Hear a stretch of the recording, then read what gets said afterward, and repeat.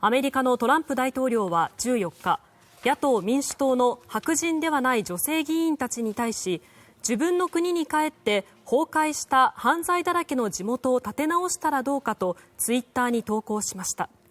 名前は挙げていませんが、トランプ大統領に批判的な女性議員4人を念頭にしているとみられています。これに対し民主党議員らは、人種差別だ、国を分断すると強く批判しています。